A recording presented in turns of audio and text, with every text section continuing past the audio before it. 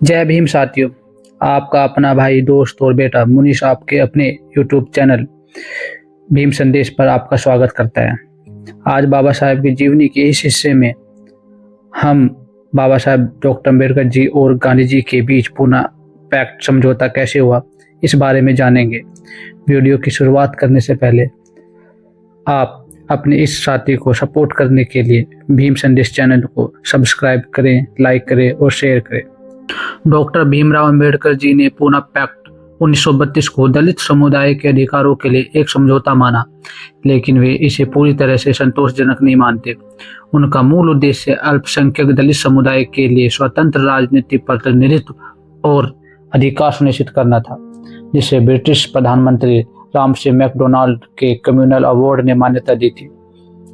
लेकिन गांधी जी के विरोध और आमरण अनशन के दबाव में अंबेडकर जी को यह समझौता करने के लिए मजबूर होना पड़ा, जिसके कारण उन्हें अलग निर्वाचन प्रणाली छोड़कर आरक्षित सीटों को स्वीकार करना पड़ा। उनके अनुसार यह समझौता दलित के लिए एक अस्थायी समाधान था, लेकिन यह उनके दीर्घकालिक राजनीतिक स्वतंत्रता के सपनों को पूरी तरह से साकार नहीं कर सकता था। सांप्रदायिक बंटवारे की घोषणा सुनकर भारत के सभी नेता असंतुष्ट थे। जहां तक डॉक्टर साहब का संबंध था, वे भी ब्रिटिश सरकार की इस घोषणा से असंतुष्ट थे। उन्होंने 23 अगस्त 1932 को वक्तव्य दिया, जिसमें उन्होंने असंतोष प्रकट करते हुए यह कहा कि सरकार के निर्णय ने प्रांतीय धारा सभाओं में बहुत कम सीटें देकर अछूतों को बेरहमी से कुचलकर अछूतों के सामने एक नई समस्या पैदा कर दी। उन्होंने यह भी कहा कि यह तो कोई न्याय ही नहीं है कि अछूतों को प्रांतीय धारा सभाओं में इतनी कम सीटें दी जाएं और दूसरी ओर ईसाइयों और एंग्लो इंडियनों को जरूरत से ज्यादा सीटें दी जाएं। इस प्रकार का अन्याय all India depressed classes federation को सरकार के निर्णयों को अस्वीकार करने के लिए बाध्य करेगा। डॉक्टर अंबेडकर के इस वक्तव्य की आलोचना करते समय भारत के एक प्रमुख दैनिक ने उस समय कहा था, डॉक्टर अंबेडकर सरकार के निर्णय को ठुकरा देने में MC राजा जी से भी एक कदम आगे बढ़ जाते हैं। अभी हाल ही में एक विरागी सज्जन ने एक लेख में यह पूछा कि जिस समय अछूतों को ब्रिटिश सरकार ने इतना कम प्रतिनिधित्व दिया था, उस समय डॉक्टर अंबेडकर क्या सो रहे थे? दुख है कि विरागी जी ने उपरोक्त सत्य को ढूंढने का प्रयत्न ही नहीं किया। उन्हीं दिनों यह अफवाह भी फैल गई थी कि गांधी जी अछूतों के पृथक निर्वाचन का विरोध अपने प्राण की बाजी लगाकर करेंगे। जब डॉक्टर अंबेडकर को यह मालूम हुआ कि गांधी जी अमानुषिक तरीके से अछूतों के अधिकारों को कुचलना चाहते हैं, तब उन्होंने अपना दूसरा वक्तव्य दिया, जिसका सार इस प्रकार है। अछूतों के नन्हे से राजनीतिक अधिकार के वृक्ष को पनपने से रोकने के प्रयास की मैं तनिक भी चिंता नहीं करता। गांधी जी की यह धमकी कि वे आमरण अनशन करेंगे एक राजनीतिक अड़ंगा है। यह उनका नैतिक युद्ध नहीं कहा जा सकता। यदि वे इस बात की जिद ही करते हैं तो वे बजाय स्वाभाविक रूप से मरने के अस्वाभाविक रूप से मरेंगे।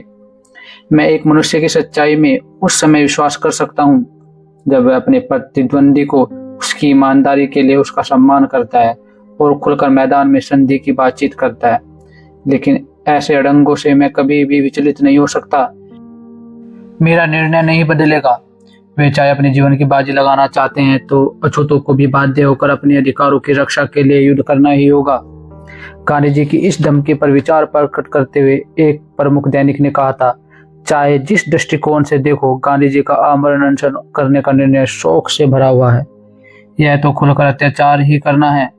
लंदन के न्यूज क्रॉनिकल में JS स्पेंडर मोहन ने एक लेख में गांधी जी की इस धमकी को अछूतों पर एक बहुत बड़ा अन्याय बताते हुए कहा था, अजीब आदमी दुनिया में अजीब बातें कर रहे हैं।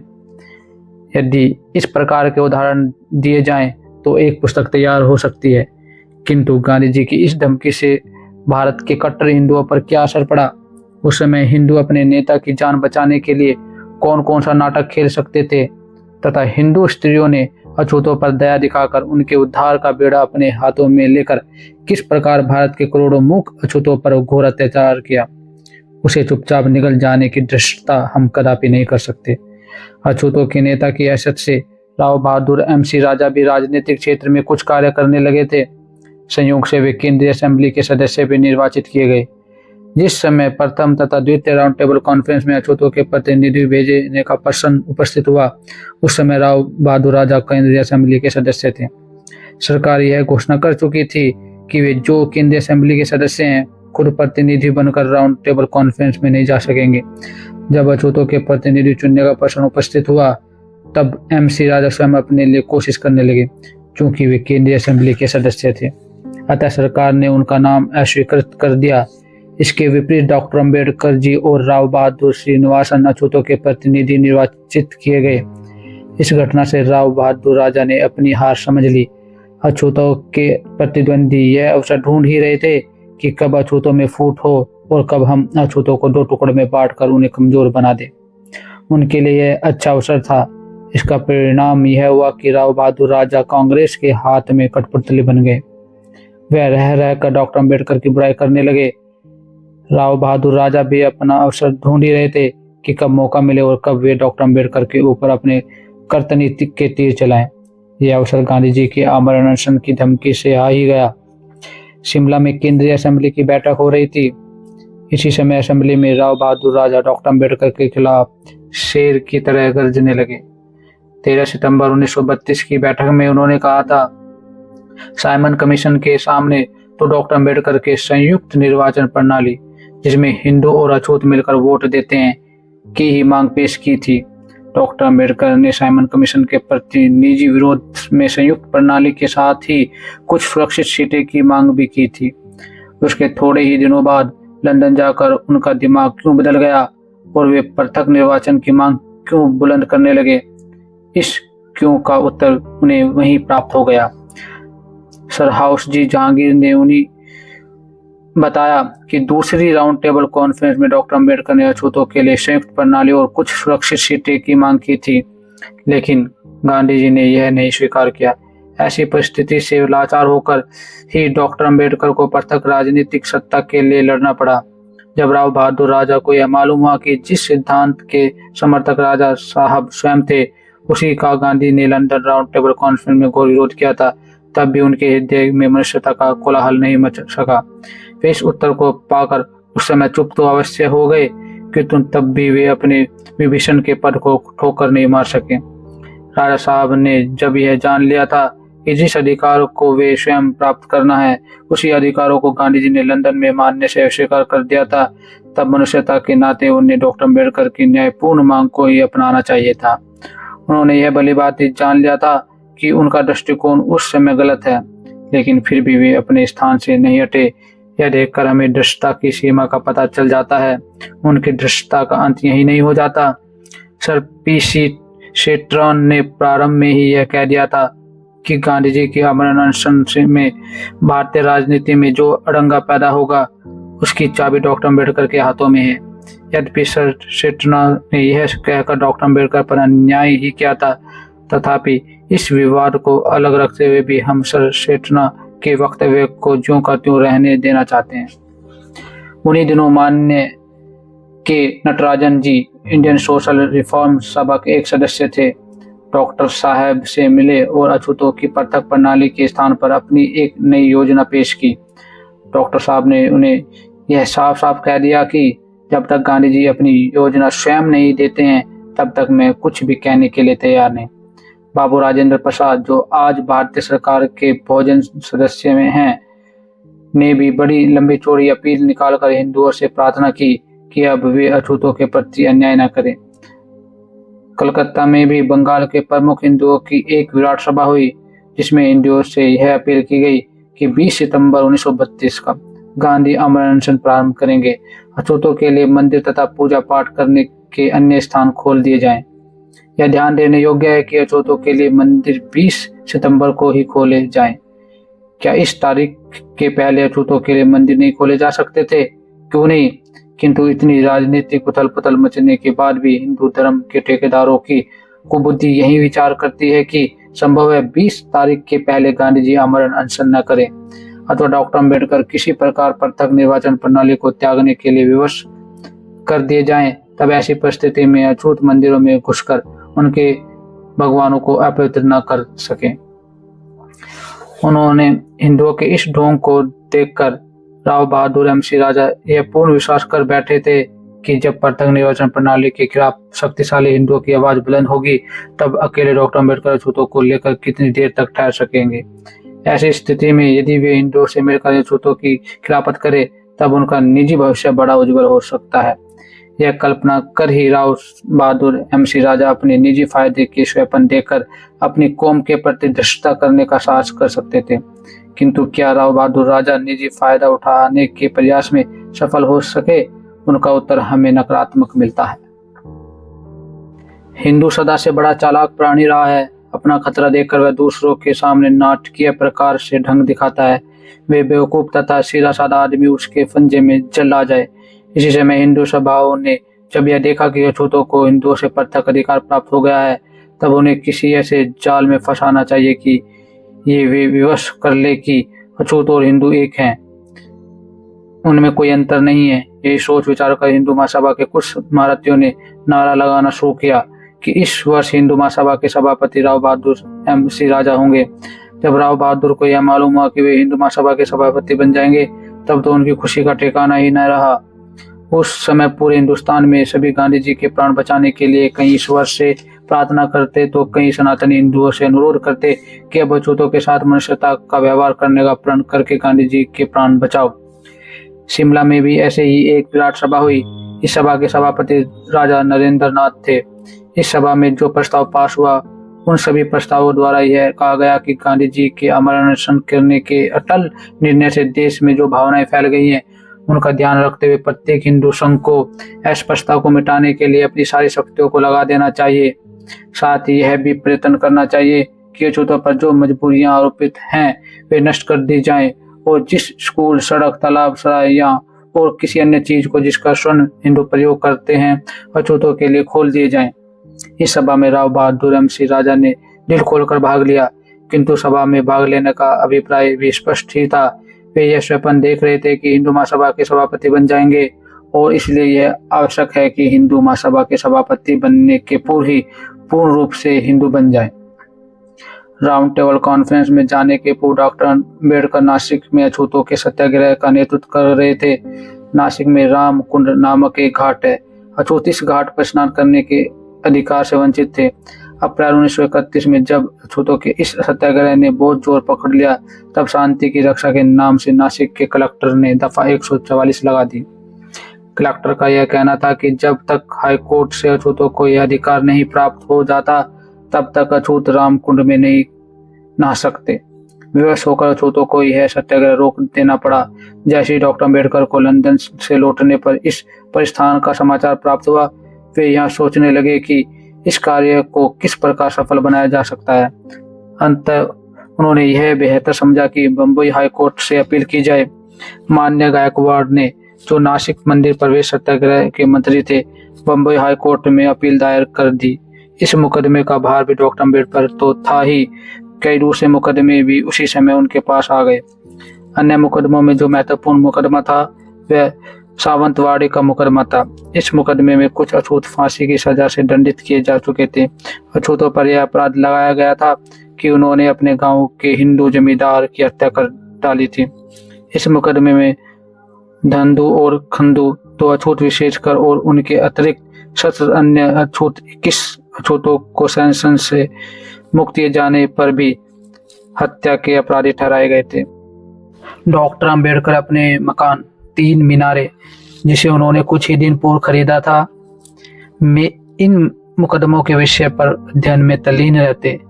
3 मीनारे अब राजनीति का बहुत बड़ा केंद्र बन चुका था। जब गांधी जी ने आमरण अनशन की धमकी दी तभी से बहुत से नेतागण 3 मीनारे को जाकर देखने लगे। एक दिन ठक्कर बापा भी 3 मीनारे की खाक छानने को आए। डॉक्टर अम्बेडकर के सभी मित्र और जो उनसे परिचित हैं ये अच्छी तरह जानते थे कि जिस समय डॉक्टर अम्बेडकर जी अध्ययन करते हैं उस समय दुनिया की कोई शक्ति उन्हें बाधा पहुंचाने का साहस नहीं कर सकती। जब ठक्कर बापा ने अपने पहुंचने की सूचना दी तब डॉक्टर साहब ने उन्हें आधे घंटे उनसे बातचीत करने का समय दिया। वे गांधी जी के प्राणों की भीख मांग रहे थे। आधे घंटे बाद उनकी बातचीत एकाएक समय अभाव से समाप्त हो गई। गर्ज बड़ी बावली होती है। अवसर पड़ने पर ऐसे भी कामों को करना पड़ता है जिन्हें करने का हम सपन भी नहीं देख सकते। ठक्कर बापा बाहर बैठने के लिए विवश थे, किंतु जब डॉक्टर अंबेडकर ने अपना अध्ययन समाप्त कर लिया तब उन्होंने पुनः ठक्कर बापा को बुलाया और उनसे गांधी जी के आमरण अनशन के विषय पर काफी देर तक बातचीत की। डॉक्टर अंबेडकर ने ठक्कर जी से यह साफ साफ कह दिया था कि जब तक गांधी जी स्वयं यह नहीं बताते कि प्रत्यक्ष निर्वाचन के स्थान पर वे अछूतों को क्या सहूलियत देंगे, तब डॉक्टर साहब कुछ भी नहीं कह सकते। ठक्कर बापा गांधी जी से राय लेने के लिए पुणे वापस चले गए। ठक्कर अंबेडकर मिलन के बाद 19 सितंबर 1932 को डॉक्टर साहब को अपने मुकदमे के सिलसिले में सावंतवाड़ी जाना था। जब लोगों को यह खबर मिली कि डॉक्टर अंबेडकर बम्बई से सावंतवाड़ी जा रहे हैं, तब तो बहुत से लोगों ने 3 मीनारे को घेर लिया और डॉक्टर अंबेडकर से अनुरोध करने लगे कि वे सावंतवाड़ी न जाए। विवश होकर उन्हें अपना दौरा स्थगित करना ही पड़ा। गांधी जी द्वारा पैदा की गई अशांति से विशेषकर हिंदू ही घबरा उठे थे। उनके घबराने का कारण भी स्पष्ट ही था। उनका महान सनातनी नेता अपनी जान की बाजी लगा चुका था। इस नेता के प्राण बचाना प्रत्येक हिंदू का धार्मिक कर्तव्य था। स्थान स्थान पर बेडौल बातों का पुल बांधना शुरू हुआ। हिंदू धर्म के मालिक लच्छेदार बातें करके अछूतों को मंदिरों में जाने के अधिकार तथा सार्वजनिक घाट का प्रयोग करने के अधिकारों की बातें करने लगे। यहाँ हम यह भी याद देना आवश्यक समझते हैं कि केवल कुछ ही समय पूर्व अछूतों ने डॉक्टर अंबेडकर के नेतृत्व में सत्याग्रह किया था। थोड़े ही दिनों पहले डॉक्टर अंबेडकर स्वयं अछूतों को रामकुंड नासिक को प्रयोग करने का कानूनी अधिकार प्राप्त कराने के लिए बम्बई हाईकोर्ट में अपील दायर कर चुके थे। हिंदू धर्म के वे अनुयायी जो उस समय भारत के कोने कोने में सभा करके अछूतों को मंदिर खोल देने तथा अन्य सार्वजनिक घाट खोल देने का ढिंढोरा पीट रहे थे, नासिक के रामकुंड नामक घाट का नाम भी नहीं ले रहे थे। गांधी जी की धमकी की प्रतिक्रिया के कुछ उदाहरणों पर दृष्टिपात करना हानिकारक न होगा। बम्बई में उन्हीं दिनों एक नया संघ पैदा हो गया था। उसका नाम बम्बई सिटीजन्स इमरजेंसी कमेटी था।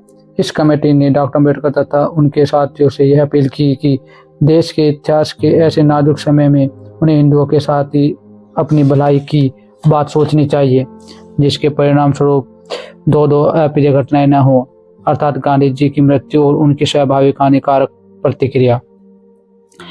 एक और तो Bombay citizen emergency committee doctor Ambedkar तथा उनके साथियों से हिंदुओं से मिलकर कार्य करने की अपील करती है और दूसरी तरफ अपने दिल के अंदर छुपी हुई खूनी बातों की ओर भी अप्रत्यक्ष रूप से इशारा करती है। क्या इसी से ही हिंदुओं की बेरहमी का पता नहीं चलता? क्या इसी बूते पर वे अछूतों को अपना राजनीतिक साथी बनाने का ढोंग रच रहे थे? क्या यही उनकी मनुष्यता का जीता जागता नमूना था? हमारी समझ में यह नहीं आता कि जब हिंदू अछूतों से समझौता करने जा रहे थे तब एक साथ ही उनसे भीख मांगने की और हानिकारक प्रतिक्रिया की बातें करने का उसका क्या मतलब था? समझौता तो केवल तभी हो सकता है जब दोनों दल समझौता करने के लिए पूर्ण रूप से आज़ाद हों। भारतीय कानून के मुताबिक भी उनकी यह धमकी नाजायज थी। किसी भी समझौते के लिए यह नितांत आवश्यक है कि दोनों दल समझौते का मतलब साफ साफ समझते हों। यदि कोई दल धमकी देकर समझौता कर रहा या कर लेता है तो वह समझौता नाजायज होगा। हिंदुओं की इस बात की चिंता थी कि वे तो अपने सरताज को बचाने के प्रयत्न कर रहे थे, चाहे वह प्रयत्न जायज हो या नाजायज, इसकी उन्हें कोई परवाह नहीं। अछूतों के साथ सहानुभूति करना तो दूर रहा, उन्हें धमकाने का प्रयास करने में ही अपनी विजय समझ रहे थे। भला ऐसे हालात में किस प्रकार समझौता हो सकता था? बम्बई सिटीजन इमरजेंसी कमेटी की होने वाली सभा पर आलोचना करते समय डॉक्टर अंबेडकर ने यह कहा कि वह कमेटी और उस कमेटी की सभा में स्वीकृत होने वाले प्रस्ताव डॉक्टर अंबेडकर तथा अन्य साथियों के लिए एक बहुत बड़ी चुनौती है। कमेटी के कुछ कार्यकर्ताओं ने डॉक्टर साहब के प्रति बड़ी भद्दी बातों का प्रचार किया था। ऐसी हालत में भला यह किस प्रकार संभव हो सकता है कि एक और डॉक्टर अंबेडकर के खिलाफ प्रचार भी हो और दूसरी ओर उन्हीं के साथ समझौते की बात भी हो? अतः इन बातों का ध्यान रखते हुए डॉक्टर अंबेडकर ने निम्न वक्तव्य दिए।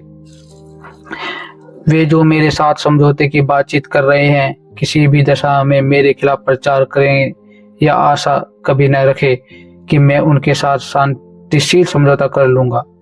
वे या तो समझौता ही कर ले या दिल खोलकर हमसे लड़ ही ले। अतः हिंदुओं को विवश होकर कुछ समय के लिए संभ्र का घूंट पीना पड़ा, जो उस समय उन्हें जहर सा प्रतीत हुआ। ऐसे में जब हिंदू गांधी जी के प्राण बचाने का अविरल प्रयत्न कर रहे थे, उन्होंने यह भी लाभदायक समझा कि डॉक्टर अम्बेडकर पर कुछ मनोवैज्ञानिक प्रभाव डाले जाएं। भारत सरकार के मौजूदा परराष्ट्र सदस्य पंडित जवाहरलाल नेहरू दुर्योग से उन्हें दिनों अस्वस्थ थे। अंत में गांधी जी की सेवा करने की इच्छा रखते हुए भी कुछ भी नहीं कर सकते थे। किंतु यदि हम यह कहें कि पंडित जवाहरलाल नेहरू ने अप्रत्यक्ष रूप से भी गांधी जी की जान बचाने के लिए कोई हाथ नहीं बटाया तो यह न्याय ही होगा। उन्होंने अपनी धर्मपत्नी कमला नेहरू को बंबई भेज ही दिया। कमला नेहरू भी डॉक्टर अम्बेडकर के 3 मीनारे के दर्शन करने लगी। वे डॉक्टर अम्बेडकर से कई बार मिली और जहां कहीं भी डॉक्टर अम्बेडकर जाते उन्हीं के पीछे गांधी जी के प्राणों की भीख मांगने उन्हीं के साथ ही लगी रहती। यही नहीं, उनके साथ मिसेज कैप्टन भी अपना प्रभाव डालने के लिए डॉक्टर अम्बेडकर से बार बार मिलने लगी। यूं तो उस समय डॉक्टर अम्बेडकर को तमाम स्त्रियां हर समय घेरे रहती, तथापि उनमें से केवल एक को और का परिचय देकर ही हम आगे बढ़ने का प्रयास करेंगे। डॉक्टर अम्बेडकर मनोवैज्ञानिक प्रभाव डालने के लिए मिसेज हंसा मेहता भी भेजी गई थी। ये मिसेज हंसा वही है जो कभी कुछ दिनों पूर्व अमेरिका से यात्रा करके लौटी हैं।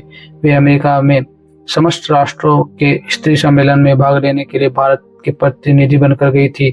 यही मिसेज हंसा मेहता डॉक्टर अम्बेडकर पर मनोवैज्ञानिक प्रभाव डालने के लिए हर समय डॉक्टर साहब के पास खुशी ही रहती। लेकिन डॉक्टर अम्बेडकर बाहर जाते तभी वे 3 Mrs captain, Mrs Kamala Nehru और मिसेज हंसा मेहता डॉक्टर अम्बेडकर का साथ न छोड़ती। हिंदू धर्म को बचाने का बीमा लेने वाले सनातनी हिंदुओं ने अपनी सुंदर से सुंदर रमणियों को भेजकर डॉक्टर अम्बेडकर को प्रभावित करने का प्रयास जारी रखा। क्या डॉक्टर अम्बेडकर इन हिंदू लन्नाओं की मीठी मीठी बातों के शिकार बन गए? इसका उत्तर देने के पूर्व हमें अछूतों के एक नेता द्वारा बताई हुई डॉक्टर अम्बेडकर साहब के बारे में एक ब्रह्मचर्य की चर्चा की याद आ जाती है। जिस समय की यह बात है, उस समय अछूतों के एक नेता नागपुर में all India depression classes association के सभापति की हैसियत से डॉक्टर अम्बेडकर के प्रति विरोधात्मक बातों का प्रचार कर रहे थे। जब उनकी सभा समाप्त हो गई, तब उनके पास एक अछूत लड़की आई और उनसे डॉक्टर अम्बेडकर के खिलाफ सभी बातों का उत्तर देने लगी। उस लड़की ने यह भी बताया कि डॉक्टर अम्बेडकर अछूतों का महातपस्वी साधु है, जिसने पग पग पर ब्रह्मचर्य धर्म का पालन किया है। जिस समय अछूतों की कथित नेता इस घटना को बता रहे थे, उस समय इस पंक्तियों का लेखक उस नेता की आंखों से आंसू की धारा बहते हुए देख सकता था। अछूतों के यह नेता भला किस प्रकार हिंदू स्त्रियों के प्रभाव में आ सकते थे? हिंदुओं द्वारा गांधी जी के प्राण बचाने के प्रयत्न का अंत यही नहीं हो जाता। देश के कोने कोने में तमाम सभाएं डॉक्टर अम्बेडकर से अछूतों की पृथक निर्वाचन प्रणाली को अस्वीकार करने के लिए प्रस्ताव भेजने लगी। प्राय सभी सभाएं यह सूचित करना भी न बोलती थी कि उन्होंने हिंदुओं से यह अपील की है कि अछूतों के लिए सभी मंदिर खोल दिए जाएं। कई स्त्रियों ने सभा करके अछूतों से कहा, हम तुम्हारे युद्ध में तुम्हारी ओर लड़ेंगे, लेकिन तुम पृथक निर्वाचन प्रणाली को त्याग दो। यही नहीं, बहुत से केबिलियर ग्राम London sir Ramsay MacDonald British सरकार के प्रधानमंत्री के पास भी भेजे गए। इन कैबिलग्रामों में अछूतों को दिए गए पृथक निर्वाचन प्रणाली को रद्द करने की मांग उपस्थित की गई। कराची से रंगून तक और कश्मीर से केप कमोशियन तक बहुत सी सभाएं की गई। इन सभाओं में मंदिर खोल देने के प्रस्ताव स्वीकार हुए थे। उन्हीं दिनों 19 सितंबर 1932 को प्रातःकाल बम्बई में वालियाकरी चाल में एक अंतरजातीय भोज हुआ, जिसमें हिंदू और अछूतों ने एक साथ एक स्थान पर भोजन किया। इस भोज में भी Mrs Kamala Nehru, Mrs captain, Miss Natarajan और सरदार सुलेमान कासिम मियां भी थे। उन दिनों इस प्रकार के बहुत से भोज हिंदुस्तान के कोने कोने में दिए जाते। इन सभी भोजों का उद्देश्य गांधी जी के प्राणों की रक्षा करना था। भोज तो बहुत से दिए ही गए, किंतु इसके अतिरिक्त और क्या क्या प्रयत्न हुए, उनसे भी परिचित होना हानिकारक न होगा। जब गांधी जी के आमरण अनशन को प्रारंभ करने के लिए एक दिन शेष रह गया, तब तो हिंदू जनता बहुत ज्यादा घबरा गई। उसी दिन पंडित मदन मोहन मालवीय ने बम्बई पहुंचकर इंडियन मर्चेंट चैम्बर हॉल में दोपहर को 12 बजे चारों ओर दरवाजे बंद कर नेताओं की एक सभा की। इस सभा में डॉक्टर अम्बेडकर और उनके साथ ही माननीय एन शिवराज, जो इस समय all India scheduled caste federation के सभापति थे, ने भी भाग लिया। सर्वप्रथम डॉक्टर चित्तरंजन ने बहुत सी शुभकामनाएं पढ़ी। इसके बाद doctor Moonje, doctor Ambedkar, Miss Raja, Pandit Hriday Narayan Kunzru, mister Prakasam, Madras के भूतपूर्व प्रधानमंत्री और माननीय राजगोपालाचार्य, भारत सरकार के वर्तमान सप्लाई सदस्य, में काफी देर तक वाद विवाद होता रहा। राव बहादुर एमसी राजा ने हिंदू नेताओं से, विशेषकर पंडित मालवीय से यह अनुरोध किया कि वे इस बात का बीमा कर दें कि अब अछूतों के साथ ऐसा व्यवहार किया जाएगा जिससे उनके ऊपर आरोपित मजबूरियों का अंत हो जाए। पंडित मालवीय ने इस राय का समर्थन किया और कहा कि उनका निजी मंदिर जो इलाहाबाद में है वह अछूतों के लिए खोल दिया गया है। डॉक्टर मुंजे ने एक अमली सलाह देते हुए यह कहा कि अगर डॉक्टर अम्बेडकर वह वादा करे कि वे पृथक निर्वाचन प्रणाली को त्याग देंगे तो वे डॉक्टर मुझे जो रियायतें डॉक्टर अम्बेडकर को चाहे उन्हें दे देंगे। डॉक्टर मुंजे ऐसे विद्वान पुरुष के मुख से ऐसी उज्जड़ बातों को सुनकर हमें हंसी आती है।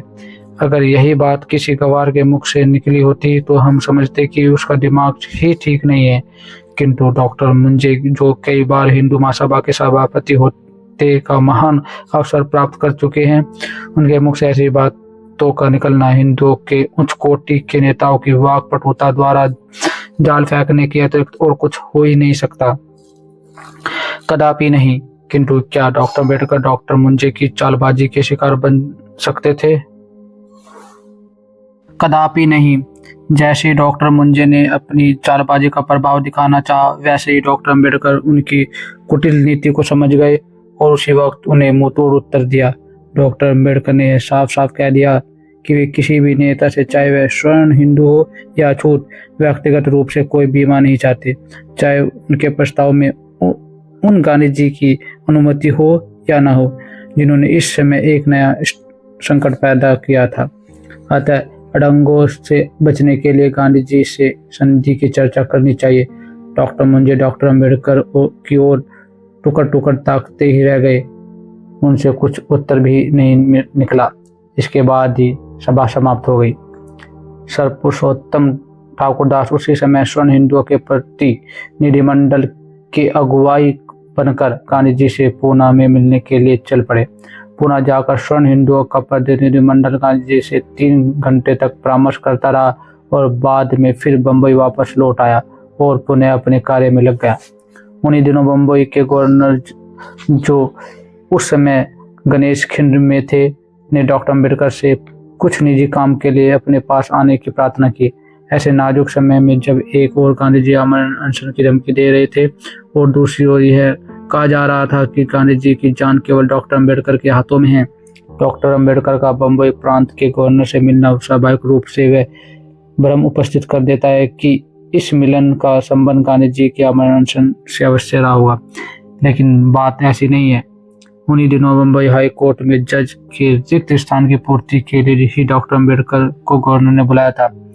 जब डॉक्टर अम्बेडकर किरका स्टेशन पहुंचे तब वहां गवर्नर के एक एडीसी ने उनसे मुलाकात की और वे दोनों गवर्नर के निवास स्थान की ओर चल दिए। गवर्नर से कुछ देर तक बातें करने के बाद डॉक्टर अम्बेडकर उसी दिन मुंबई से वापस चले आए। गणेश खिंड से वापस आने के बाद फिर 3 मीनारे में समझौता करने वालों का तांता बंधा। एक ओर तो हिंदू डॉक्टर अम्बेडकर से समझौते की बातचीत कर रहे थे और दूसरी ओर अछूत इस समझौते का विरोध कर रहे थे। देश भर में तमाम सभाएं हुई जिनमें अछूतों ने पृथक निर्वाचन प्रणाली को ही अपनी भलाई के लिए श्रेष्ठ कर समझा। ऐसी सभा सभी का वर्णन करना इसमें ठीक नहीं होगा, अतः हम केवल 2 सभाओं का वर्णन करके ही संतोष करेंगे। 19 सितंबर 1932 को काठमांडू में अछूतों की एक विराट सभा हुई। इस सभा में अछूतों के बहुत से नेताओं ने संयुक्त निर्वाचन की आलोचना करते हुए पृथक प्रणाली की मांग उपस्थित की थी। अंत में राव साहब मुन्ना स्वामी पिल्ले MLC तथा all India depressed classes federation के सभापति ने भाषण देते हुए कहा था, भारत के अछूत सहस्त्रों वर्षों से स्वर्ण हिंदुओं के अत्याचारों के शिकार बने हुए हैं। ऐसी स्थिति में गांधी जी का इस बात के लिए आमरण अनशन करने का निश्चय किया कि जब तक अछूत पृथक निर्वाचन प्रणाली को रद्द करके संयुक्त निर्वाचन प्रणाली को स्वीकार नहीं कर लेते, तब तक वे आमरण अनशन करते रहेंगे। उनका यह आमरण अनशन हिंदुओं के अत्याचार रूपी आग के भट्टे में केवल ईंधन लगाने का ही कार्य करेगा। राजनीति में जबरदस्ती धर्म को मिला देने का यह प्रयत्न गांधी जी के महान नाम को शोभा नहीं देता। मैं दक्षिणी भारत से भली भांति परिचित हूँ। मैं ये जोर से कहूँगा कि संयुक्त निर्वाचन प्रणाली हमारी उन्नति को मौत के घाट ही उतार कर छोड़ेगी। अछूतों की दूसरी सभा इलाहाबाद में हुई। उस सभा में स्वामी अच्युतानंद राय साहब, चौधरी श्यामलाल, जो इस समय all Indian schedule caste federation की कार्यकारिणी के सदस्य हैं, और माननीय बलदेव प्रसाद जायसवाल विशेष नेता थे। इस सभा में भाषण देते समय सभी नेताओं ने गांधी जी के आमरण अनशन के फलस्वरूप होने वाले हिंदुओं के हृदय में पवित्र भावनाओं के प्रति असंतोष प्रकट करते हुए यह कहा कि अछूतों के लिए शिक्षा की सुविधाएं धारा सभाओं, लेकिन बोर्ड तथा सरकारी पदों में यथेष्ट प्रतिनिधित्व की आवश्यकता है। इस सभा में स्वामी अच्युतानंद जी ने बड़ी महत्वपूर्ण बात कही। उन्होंने कहा, गांधी जी का आमरण अनशन अछूतों के पनपते हुए पौधे को जड़ से उखाड़ कर फेंक देगा। उनका यह अनशन अछूतों पर सबसे बड़ा अत्याचार है। हम किसी भी दशा में संयुक्त निर्वाचन प्रणाली को स्वीकार करने के लिए प्रस्तुत नहीं। हिंदू आज कुछ थोड़े से मंदिरों को अछूतों के लिए खोलकर अपनी सहानुभूति का ढोंग रच रहे हैं।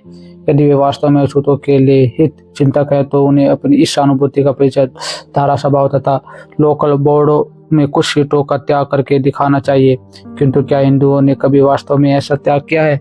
इतिहास के पन्नों को उलटने से हमें यही मिलता है कि अछूतों पर हिंदुओं ने सदा अत्याचार किए।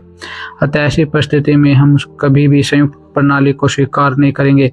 हमारी उन्नति केवल पृथक प्रणाली द्वारा ही हो सकती है। हम इस प्रणाली को कभी नहीं त्याग सकते। अछूतों का गांधी में अनशन के विरुद्ध यह घोर विरोध समस्त भारत में हो रहा था। भारत के दक्षिण के उकटमांड और उत्तर में इलाहाबाद की सभाओं से यह निश्चय हो गया था कि अछूत वर्ग गांधी जी के अनशन से केवल सतर्क ही नहीं हो गया था, अपितु अपने सिद्धांतों की प्राप्ति के लिए अविरल प्रयत्न कर रहा था। एक ओर डॉक्टर अम्बेडकर अछूतों की इस चित्कार को सुनते और दूसरी ओर हिंदुओं की रोती हुई शक्लों को देखते। वे इस समय ऐसी मानसिक कृत्यों में उलझ गए थे कि एक मामूली मस्तिष्क रखने वाला प्राणी अवश्य ही पागल हो जाता। किंतु यह तो वही मस्तिष्क था जिसकी गणना निकोलस बेवरली ने भारत के 6 श्रेष्ठ दिमागों में की। भला ऐसा मस्तिष्क किस प्रकार विचलित हो सकता था? 20 सितंबर 1932 को जब गांधी ने देखा कि अभी तक समझौता नहीं हो सका, तब उन्होंने अपना एक वक्तव्य देकर यह प्रमाणित करने का प्रयत्न किया कि इस समय केवल गांधी जी के अतिरिक्त अछूतों के लिए संसार भर में कोई शुभचिंतक ही नहीं। उसी दिन गांधी जी ने अपना निम्न वक्तव्य दिया, जन्म से मैं एक अछूत हूँ, किंतु अपनी इच्छा से मैं एक अछूत हूँ। यही नहीं, मैं इस जहरीले प्याले का अंतिम घूंट पी चुका हूँ। मैं कुछ अछूतों से मालाबार में और कुछ से उड़ीसा में मिल चुका हूँ। मुझे यह पूर्ण विश्वास है कि यदि वे कभी भी उन्नति करना चाहते हैं तो सीटें रिजर्व कर देने से उनकी उन्नति नहीं हो जाएगी। उनकी उन्नति केवल हिंदू सुधारकों के प्रचंड कार्य से ही हो सकेगी। और यही कारण है कि जब मैंने देखा कि अछूत हिंदुओं से पृथक हो जाएंगे, फलतः ऐसी अवस्था में हिंदुओं को सुधार करने का अवसर ही न प्राप्त होगा, तब मेरे मन में पार्थक्य के विरुद्ध विद्रोह किया। मैं जो चाहता हूँ, जिस चीज के लिए जिद कर रहा हूँ और जिस चीज के लिए मुझे मरने में खुशी होगी, वह है अस्पृश्यता का जड़ और तन सहित निर्मूल करना। अंत में मैं चाहता हूँ कि एक जिंदा समझौता हो जाए जिसका अनुकरण बहुत दिनों बाद नहीं अपितु आज ही हो। और इसलिए मैं यह चाहता हूँ कि समझौता होने के बाद भी हिंदू और अछूतों की एक सभा हो जिसमें वे आपस में गले मिलने का प्रदर्शन नाट्य के ढंग से नहीं अपितु सच्चे भ्रातृत्व हृदय से करे। गत 50 वर्षों से हमने जीवन की भट्टी में कूदने का निश्चय किया है। इसका राजनीति से किसी भी रूप में कोई संबंध नहीं। इससे यह नहीं समझ लेना चाहिए कि मेरे इस कार्य का कोई असली असर न होगा। इसमें जो खास चीज है वह है मेरे कार्य का धार्मिक और नैतिक रूप। यहाँ मैं धर्म को उसके सबसे विशाल रूप में देखता हूँ, क्योंकि यह स्पष्टता को जड़ से उखाड़ फेंकने से मुझे विश्वास है कि मैं इस प्रश्न की गहराई तक पहुँच गया हूँ। और यही कारण है कि यह प्रश्न राजनीतिक विधान के शब्दों में स्वराज्य से बढ़कर महत्वपूर्ण आध्यात्मिक प्रश्न बन गया है। यह आमरण अनशन मैं केवल इसलिए कर रहा हूँ क्योंकि मैं ईश्वर से पूर्ण विश्वास करता हूँ। अपदा इच्छा से होने वाले इस अछूत महाशय ने जिन हिंदू सुधारकों के प्रचंड कार्य का वर्णन किया है, उस कार्य की पूर्ति करने वालों में अपनों को भी एक हिंदू सुधारक ही गिन रहे थे। उन्होंने राजनीति में जबरदस्ती धर्म को ठूसने का प्रयास किया और उसे अपने निजी अध्यात्मवाद में रखते हुए भट्टे के मुख में डालकर ही इस प्रश्न को निगल जाने का प्रयास किया। इसके इस अध्यात्मवाद के सामने स्वराज भी नहीं ठहरता, किंतु क्या उनके अध्यात्मवाद में, उनकी अंतःकरण की पुकार में या ईश्वर की आज्ञा में कोई सत्यता थी? इस प्रश्न का उत्तर हमें गांधी जी से हम देते हैं। उन्होंने सर तेज बहादुर सुप्रो को एक तार भेजा जिसमें लिखा था, यदि भगवान चाहेगा शरीर अनशन से उस समय तक के लिए अप्रभावित रहेगा जब तक कि वह समझौता नहीं हो जाएगा, जिसे आप और अन्य मित्र बाहर रहकर ही कर सकते हैं। गांधी जी का उपरोतार उन्होंने सर तेज बहादुर सुप्रो के पास भेजा था। इस तार से यह स्पष्ट हो जाता है कि गांधी जी अपनी मृत्यु की कल्पना करके डर गए थे। क्या यदि गांधी जी के अध्यात्मवाद की सत्यता थी? इसके अतिरिक्त जब वे अनशन कर चुके तब बार बार स्त्रियों से यह कहलवाते कि डॉक्टर अम्बेडकर से जाकर यह कह दो कि गांधी जी की जान तुम्हारे हाथों में है। हमें स्मरण होगा कि गांधी जी ने अपने 20 तारीख के वक्तव्य में कहा था, सीटें रिजर्व कर देने से उनकी यानी कि अछूतों की उन्नति नहीं हो जाएगी। दूसरी ओर डॉक्टर अम्बेडकर का यह कहना था कि अगर तुम समझौता चाहते हो तो हमारे लिए कुछ सीटें पंजाब में भी रिजर्व करनी होगी। यही था वह अंतर जो डॉक्टर अम्बेडकर और गांधी जी को एक दूसरे से अलग कर रहा था। तब गांधी जी की जान संकट में पड़ गई, तब तो वे स्वयं घबरा उठे और बार बार स्त्रियों से कहलाते भेजते, डॉक्टर अम्बेडकर मेरी जान तुम्हारे हाथों में है। उस समय डॉक्टर अम्बेडकर पर गांधी जी की इस क्रिया से क्या प्रभाव हुआ, वह डॉक्टर अम्बेडकर के मुख से ही सुन लेना उपयुक्त होगा। वे कहते थे, आश्चर्यजनक सत्य तो यह है कि भारतीय अछूतों के नेता की हैसियत से मेरी स्थिति पर संदेह न करके इसको एक सत्यनाम मान लिया जाए। सारी आंखें मेरी ओर अवसर का मनुष्य या शांति का लुटेरा समझकर मुड़ गई। जहां तक मेरा संबंध है, यह कहना अतिशयोक्ति न होगा कि कभी कोई भी मनुष्य इस प्रकार के बड़ी और गंभीर अड़चन में न पड़ा होगा। वह एक अजीब सा दृश्य था। मैंने मानवता की पुकार सुनी और मिस्टर गांधी के प्राण बचाए। यद्यपि डॉक्टर अम्बेडकर ने मनुष्यता की पुकार को सुना, तथापि हम यह कहे बगैर रह सकते हैं कि डॉक्टर साहब ने पुनः पाठ करके ही सबसे बड़ी भूल की। चौधरी अफजल हक आहारी नेता इसी बात का जिक्र करते हुए कहते हैं, 1000 वर्षों से अछूत नीचे धंसे पड़े हैं, कौन उनकी मदद करेगा? एक बार मैंने शरीफ दिमाग के महात्मा गांधी से बहुत उम्मीद की थी, किंतु जब उन्होंने अछूतों को पृथक निर्वाचन के अधिकार से वंचित करने के लिए अपने प्राण की बाजी लगा दी, तब मेरी सारी उम्मीदों पर पानी फिर गया। यदि एक राष्ट्र हो तो संयुक्त चुनाव जरूरी है, किंतु वे जिसके साथ कुत्तों से भी घृणित व्यवहार होता है, उनके लिए पृथक चुनाव ही एक ऐसा मलहम है जो अस्पष्टता रूपी पुराने घाव को अच्छा कर सकेगा। मेरी समझ में वे जो बहुत दिनों से अपमान या दीनता से कराते रहे हैं, उन्हीं करोड़ आदमियों या आदिवासियों के प्रति दोनों गांधी और अम्बेडकर ने ही बहुत बड़ा पाप किया। एक बार फिर अछूतों को उन आदमियों की दया पर झोंक दिया गया जिन्होंने उनके लिए कभी कोई प्रेम नहीं दिखाया। हमें यह नहीं भूल जाना चाहिए कि ये आहारी नेता कांग्रेस के एक बहुत बड़े समर्थक हैं। हम यह भी भूलने की दृष्टता नहीं कर सकते कि जिस समय डॉक्टर अम्बेडकर लंदन में अछूतों की ओर से लड़ रहे थे, तब इस देश में बड़ी चिल्लापोत मची और सभी राष्ट्रीय अखबारों ने एक प्रपंच रचकर डॉक्टर अम्बेडकर को देशद्रोही बनाने का प्रयत्न किया। डॉक्टर अम्बेडकर के पास अछूतों के जो तार आदि जाते, उसको इन अखबारों में कभी नहीं छपता। अछूतों की झूठी सभाओं का वर्णन अपने अखबारों में छापकर राष्ट्रीय अखबारों ने झूठा प्रचार किया, उसका नमूना संसार के किसी देश में नहीं पाया जा सकता। सभी हिंदू राष्ट्रीय अखबार डॉक्टर अम्बेडकर को कलंकित करने और गाली देने के लिए अखाड़ों में कूद पड़े। इस प्रकार हिंदू भारत में पत्रकारों के कलयुग का प्रारंभ हुआ। अखबार छापने की मशीनें सैकड़ों और हजारों की संख्या में रात दिन अखबार छापकर अम्बेडकर पर गालियों के बौछारों ही करते रहते। ये वही अखबार है जो इस बात का दावा करते रहे हैं कि वे देश के सभी संप्रदायों की भलाई चाहते हैं। क्या अछूतों के लिए उनकी भलाई चाहने का यही नमूना था? दुख तो इस बात का है कि अभी हाल ही में इन राष्ट्रीय अखबारों ने डॉक्टर अम्बेडकर के लंदन जाने की खिल्ली उड़ाई। यह सब जानते हुए भी डॉक्टर अम्बेडकर ने पूना पैक्ट पर क्यों हस्ताक्षर कर दिए? यह उनकी मनुष्यता नहीं, अपितु उनके जीवन की सबसे बड़ी भूल का जीता जागता नमूना था। डॉक्टर अम्बेडकर के एवरल प्रयत्न से ही अछूतों को पृथक चुनाव प्राप्त हुआ था। जब डॉक्टर अम्बेडकर ने पूना पैक्ट पर हस्ताक्षर किए, अछूतों के लिए कुछ अधिक सीटें मिली। पंजाब में अछूतों के लिए सरकार ने पहले कोई सीट नहीं दी।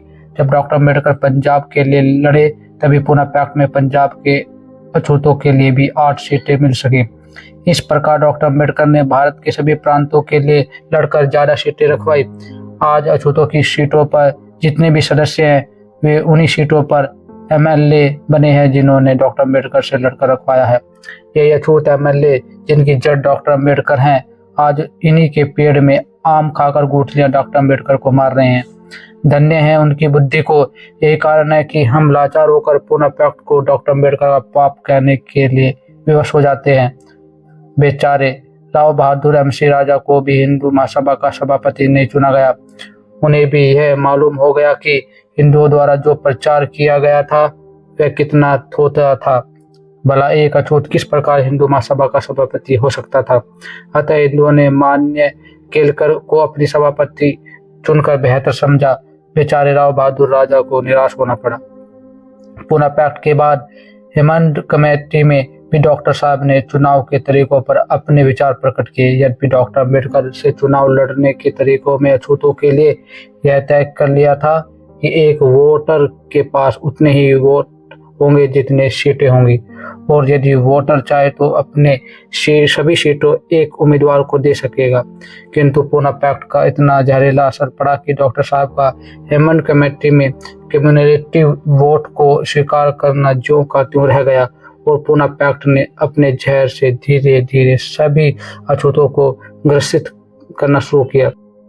इसका पता डॉक्टर साहब को उसी समय चला जब वे स्वयं चुनाव लड़े।